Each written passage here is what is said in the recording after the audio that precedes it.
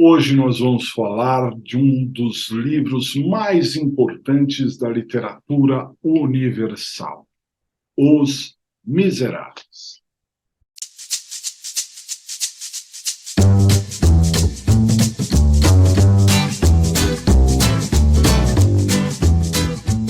Olá, pessoal, uma grande satisfação ter você aqui no nosso canal. Aqui nós tratamos de direito penal, de processo penal, de legislação penal especial de prática e temos aqui uma playlist em que nós estamos analisando filmes e livros que estão relacionados com a temática, com o universo do direito penal, universo criminal. E é com muita felicidade que eu venho falar com vocês do grande escritor francês Victor Hugo, conhecido abrasileirando seu nome como Victor Hugo, e que escreveu, dentre outros grandes clássicos, Os Miseráveis. Eu tenho uma coleção dos Miseráveis, né? Nessa coleção bastante antiga que eu herdei, na verdade são 5 volumes. O primeiro volume eu acabei não trazendo aqui, então vocês podem perceber que é bastante volumoso o livro. É um livro bastante importante, emblemático, e que você consegue ter as versões em PDF aí na internet, inclusive no original do francês, mas também em português, em espanhol, há muitas versões para Os Miseráveis. A obra Os Miseráveis, né, foi publicada em 1862, retratando a sociedade parisiense de 1830, ou seja, após a Revolução Francesa e também após a Era Napoleônica, né, em que a sociedade parisiense passava por uma situação terrível de transformação, né, e ali querendo voltar, inclusive, à monarquia. O livro retrata o personagem principal como sendo Jean Valjean. O Jean Valjean, ele ajudava a sua irmã, que tinha uma filhinha, não é? E não tinha condições econômicas, como quase todos daquela época. Jean Valjean ficou sem emprego e, vendo a sua sobrinha passar fome, resolve quebrar a vitrine de uma padaria e furtar dali um pão. E, por conta do furto desse pão, Jean Valjean acabou preso. Ele recebeu uma pena pequena, mas imagina a revolta dessa pessoa, que era uma pessoa de bem, não é? Preso por conta disso. Então ele tentou fugir, e tentou uma, duas, dezenas de vezes fugir. E todas as vezes que ele tentava fugir, ele acabava sendo recapturado e a sua pena aumentava. Então a sua pena foi aumentando, aumentando, até que Jean Valjean passou 19 anos preso, não é? E acabou, depois de 19 anos, saindo em livramento condicional. Só que quando o Jean Valjean foi colocado em liberdade, ele já não era mais a mesma pessoa, né? Ele acabou sendo integrado ao meio pelo qual ele viveu todos aqueles anos. Tanto é que o carcereiro que o solta em livramento condicional, chamado de Javert, personagem importantíssimo do livro, diz para ele, no momento da sua soltura: olha, você é um bandido e você sempre será bandido, por isso eu estou de olho em você, você vai pisar na bola, você vai voltar aqui para a cadeia. Isso que o Javert diz para o Jean Valjean. E ele alcança a liberdade, mas já não tem mais família, já não tem destino, já não tem alimentação, não tem absolutamente nada. Passa um perrengue gigantesco ao sair da cadeia, mas ele acaba sendo acolhido, né? Acolhido por um ser humano diferenciado, que é o bispo de Myriel. Esse bispo, então, clérigo, o padre ali, né? Ele acaba acolhendo Jean Valjean lhe fornecendo alimentação, fornecendo uma estadia onde ele pôde se banhar, onde ele pôde descansar. Né? Só que o Jean Valjean estava transformado. E naquela manhã, assim que ele acordou mais cedo e já furtou os pertences, tudo que tinha de valor ali na igreja, ele pegou, juntou aquilo, castiçais e outras coisas mais, e fugiu, né, mordendo a mão de quem o estendeu, né, a mão. E a polícia, logo desconfiando daquele sujeito com tantos bens, o prendeu. E trouxe ele de volta lá para a igreja, né, levando para o bispo e dizendo: ó, pegamos esse sujeito que estava fugindo aqui com coisas da igreja.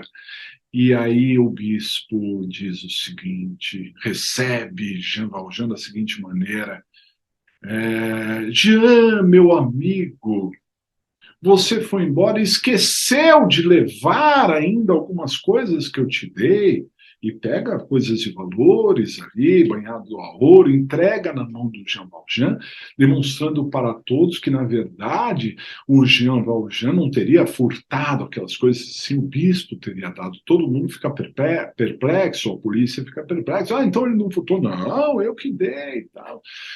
E então a polícia solta o Jean Valjean. E o Jean Valjean, depois que a polícia vai embora, envergonhadíssimo, ele vai embora também. E a partir dali, ele tem uma transformação. Não é? O bispo conseguiu resgatar a essência daquele ser humano. Não é? E então ele resolve mudar completamente de vida. Ele resolve mudar de nome, ele não liga mais para o livramento condicional, porque ele já não era mais Jean Valjean, né? Então ele quebra, entre aspas, o livramento condicional e passa, inclusive, a ser procurado pela polícia, mas ele vai ter outra vida.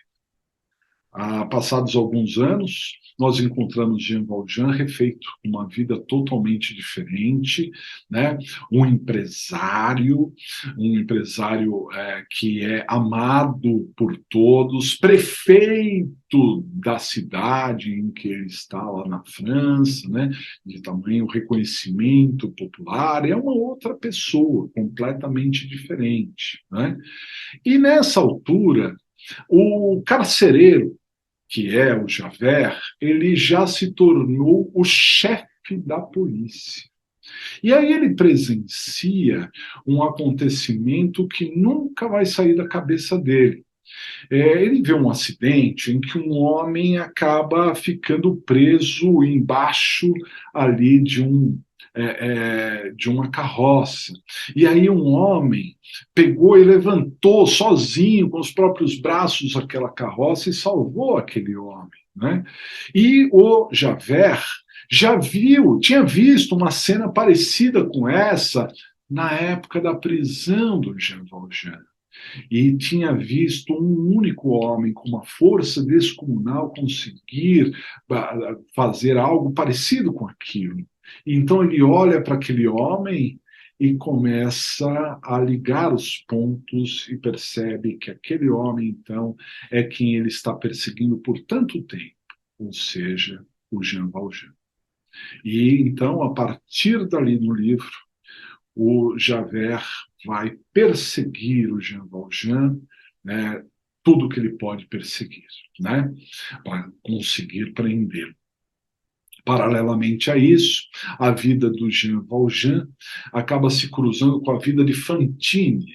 Fantine era uma ex-empregada lá da fábrica do Jean Valjean e que foi mandada embora e para cuidar da sua filha Cosette, ela acaba se entregando à prostituição e aí adoece e aí tem a filha para cuidar, né? E o Jean Valjean acaba de alguma forma envolvido com toda essa situação.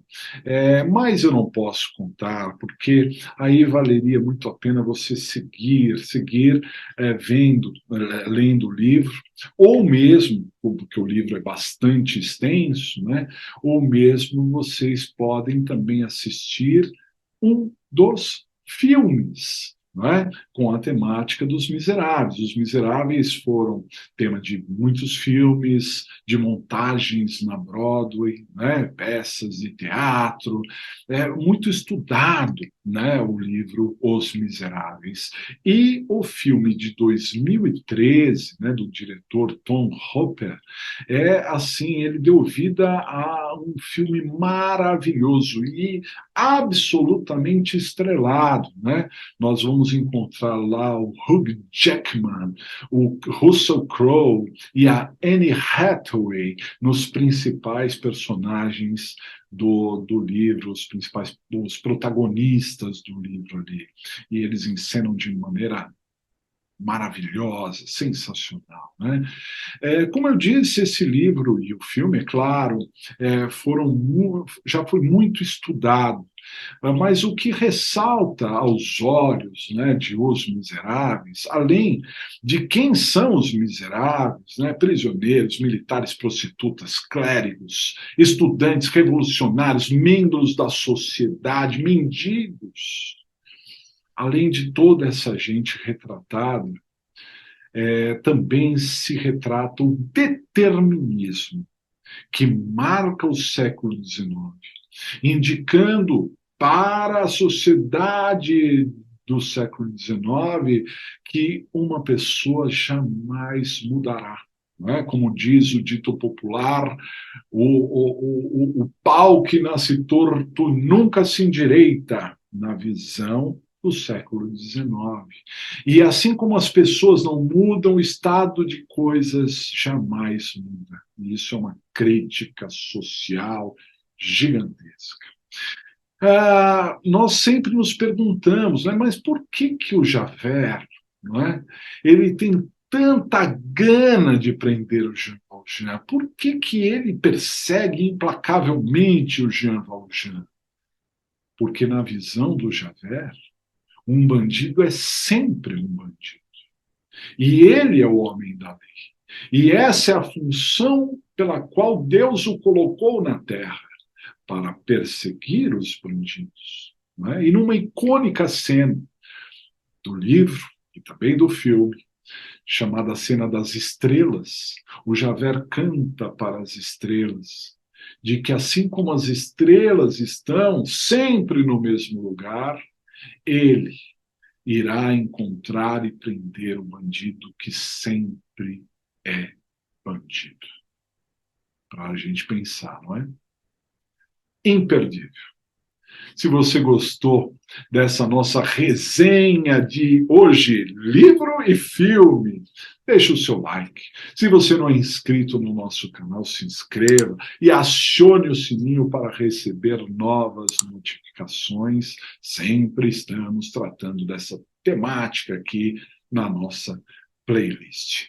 E deixe o seu comentário. Você já assistiu o filme? Já leu o livro? O que você acha? O que você pensa sobre esse determinismo do século XIX? Isso ainda hoje em dia é patente em muitas situações? Deixe o seu comentário e compartilhe o vídeo. Um grande abraço e até a próxima.